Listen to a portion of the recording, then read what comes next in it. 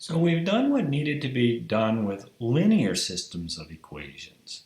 Now the question is, how do you handle nonlinear? And generally, it's tough. It's really tough. So we're not going to talk about general systems. We're just going to look at a few specific cases, and really, you're on your own. You're like the quarterback running around trying to save your life. I mean, there's just a couple of things you can do. Um, and I'm just going to try to show what can happen in a few examples. I mean, there's basically no unified approach. It's a problem. I mean, it's really a problem, and really we need calculus to kind of have any kind of satisfactory answer for this. So we're just going to play around, and we're only going to use 2x2s. Okay, so there's no unifying idea. Here's just a strategy. What I'm going to do is I have two equations. You can see it's nonlinear, right? It's x squared, y squared. Right? And then the bottom one's linear, x to the first, y to the first. So the bottom's linear, but any pollution ruins it. So not linear means nonlinear. So if you have anything in there that messes it up, anything, it's nonlinear. Okay, so that's the key. So I can solve for x or I can solve for y. I don't know how. Just pick one or the other. What I'm going to do is I'm just going to solve. I mean, don't go for the x squared, y squared. Just pick x or y. Either one works. Go to the easiest one you can. I just picked y. I don't know. Okay, so I solved for y, and I'm just going to substitute that back up into here. Right, put that y into there. So that's what I have. And then it's just going to be a lot of algebra. Okay, you just have to clean this up. Now, how do you clean this up? Here's a little algebra on the side. If you have 3/4 x squared, again, if you're struggling with algebra, you just have to persevere. I mean, I try not to make it a big factor in the course, but it's always going to be there, right? So this is a times b squared is a squared times b squared. So the first term squared times the second term squared. Now, if you look at 3/4 squared, it's going to be right top squared, bottom squared. You just have to be patient with algebra. There's no magic, formula. Just be careful, slow down, put steps in. That's all you could say. So that comes over here, right? Just that's what that equals. Okay, now what I want to do is I want to factor the x squares out, right? So I'm going to factor the x square out here. Again, there's a lot of algebra. Now I want to put all this together. So 1 is a 16 over 16. Right? And then I have a common denominator. Add them together. A common denominator. Add the numerators together. And now if I multiply both sides by 16 over 25, right, to clear that up. Notice magic happens, right? The 25s cancel on this side, so it's 16. That's all 1. So it comes out to be x squared from 6 equals 16. Now you cannot just take the square root function on both sides. Again, the square root function is positive. It's a single value. So I turn it into a polynomial. A times b equals 0, right? A equals 0, b is 0. X equals minus 4, x equals plus 4, right? Again, you can't simply say, again, if your tutor or somebody tells you square root of 16 is plus or minus 4, you should just walk away. I mean, it's a function. We talked about this. Again, just Google it, right? Type in square root of 16 on your calculator and you get 4. So again, this is how you get the plus or minus 4. All right? So now that we have our x's, we need to go back and get y's. So if x is minus 4 or x is 4, right, I put my x into here, and that'll give me the y. So if x is minus 4, plug it in, and you get y equals minus 3. If x is a 4, plug it in, and I get y equals 3. Now you're not done. You have to check and see whether they work or not. It's possible you can get answers. This is a nonlinear system. You can get things that don't actually solve both equations simultaneously. So if you plug it in, does it work? It does, right? At the top, minus 4 squared is 16 plus minus 3 squared is 9. 16 plus 9 is 25. So they both work. They both work.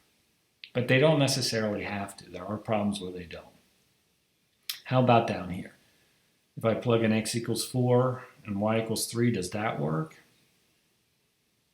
In fact, it does. Okay? Now, if you can draw the picture here, it's nice to draw the picture. So I just did all the work and those are the answers. Notice the bottom one here is a line. And that's my system here. And there's my answers that I got from the previous one. I'm just summarizing because it's volume. Notice the bottom one just gives you a line. If you plot that, it's just a line. Right? If you plot it, it's just a line. The top one is a circle, right? Center 0, radius 5. We talked about circles earlier in the course, so you should be able to do that. The bottom one is a line. Y equals, you can put it in the form y equals mx plus b. And you can see where, so again, everything on the red satisfies that line. Everything on the blue satisfies the equation for the circle. Right? And you notice we have 2 points. The minus 4, 3, that is on both, is in the solution set of both, so we accept that. And we have 3, 4, x equals 3, y equals 4, so it's also on both. And we have that. So a picture is nice. I wouldn't go crazy drawing pictures, but a picture is a nice way to check your answer if it's just a circle and a line. Okay, so that's fine. Now, how about this one? See, it's a little different. So you really just have the 1x squared screwing stuff up. But what I'm going to do is go to the easiest one. I don't, if you went to the top one and solved for y and put it in the bottom, that works, but that's too much work. The bottom is already y. Just plop it right up there in the top. You don't even have to do anything. Just put it up there. Okay, so just put your y. It's given to you. Just put that in the top, and notice we have an equation for x. And if you just write it in standard polynomial form, notice it's a quadratic equation. Right, x squared. A is minus 1, B is 1, C is minus 2. So it's just a quadratic equation. Again, don't forget the kinds of things we already learned earlier in the course. So I can factor it like this. There's 2 zeros. Right, quadratic equation, a second order polynomial has 2 zeros. Again, the zeros can be repeated, different, complex numbers, anything. So I have x1 and x2. And if you can just factor it, factor it. I mean, like I said, the quadratic formula is just there if you get stuck. I can't, off the top of my head, factor this. So how am I going to get it? Quadratic formula. Just, again, if you need to, just use it. So there's my x formula for x1. There's my formula for x2. Right, so I just write it up here. So let's just plug everything in. I plugged in A, B, and C. And look what happens. That's why we couldn't do it. It's a complex number. It's a complex number. That's why I couldn't just factor it off the top of my head. How about this one? Same thing, right? They're complex conjugates. So what that tells us is this system of nonlinear equations has no solution, or at least a real solution. It has actually complex solutions, but we're looking for real solution. There's no real solutions, no solutions. Okay, so let's look at the picture. If you see what we have, this is it. Notice the first one is a line, y equals mx plus b, so y equals minus x plus 5. And this is a parabola, so a line and a parabola you should be able to do, right? You should be comfortable being able to graph a parabola. And you see that they never touch. They just don't touch. There's this gap between them, right? They don't touch. So that's why we have no real solution. And again, the picture's nice. If you can draw a picture, it's a nice way of checking your work. So for this problem, we have a slightly different issue because, see, there's no just x or y.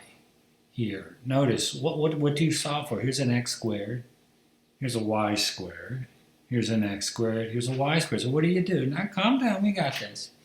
Well, the key is, look at this. This y squared appears all by itself, right? So what I'm going to do is I'm just going to solve for y squared here, right? Just solve for y squared. I'm not going to take the square root. I'm going to leave it alone. It's y squared. And notice I can just substitute that directly back here. Just substitute the y squared. Yeah, that'll work. So I don't have to square root anything. So here's my top equation. It has a y squared in it. I'm just going to take the y squared here from the bottom equation. and just substitute it right. Notice I'm not squaring it again, right? It's already y squared. Y squared equals 3x squared plus 1. You don't need to square it. It's just there. That's the biggest mistake people make. They square it again. No, I have y squared already. Okay? So I'm just going to distribute the 5 into here. Right? Distribute the 5. And now I'm just going to combine the x squares. Combine the constants.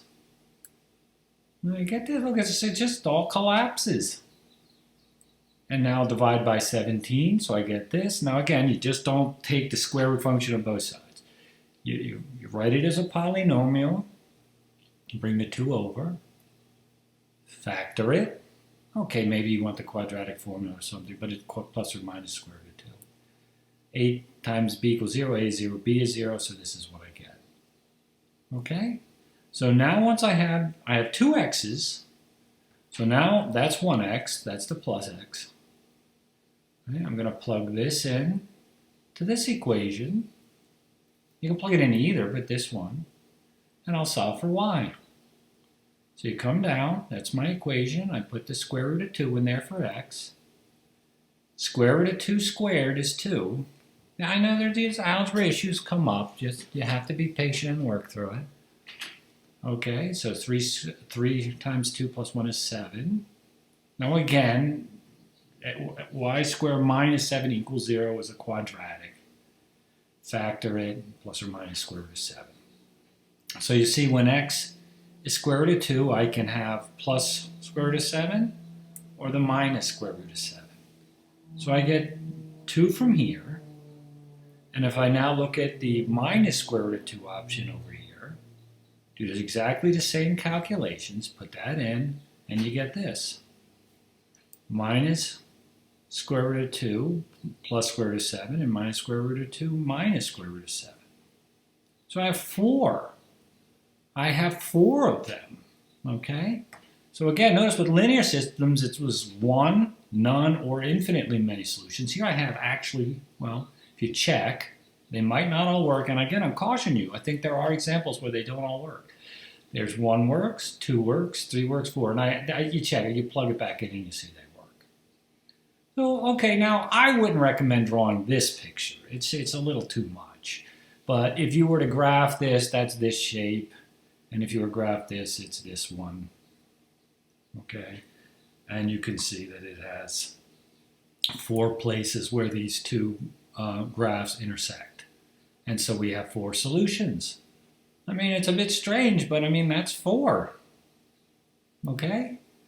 So in this section, what you need to be able to do is solve a nonlinear system of equations. 2 equations, 2 variables is all we're going to do. It's very difficult.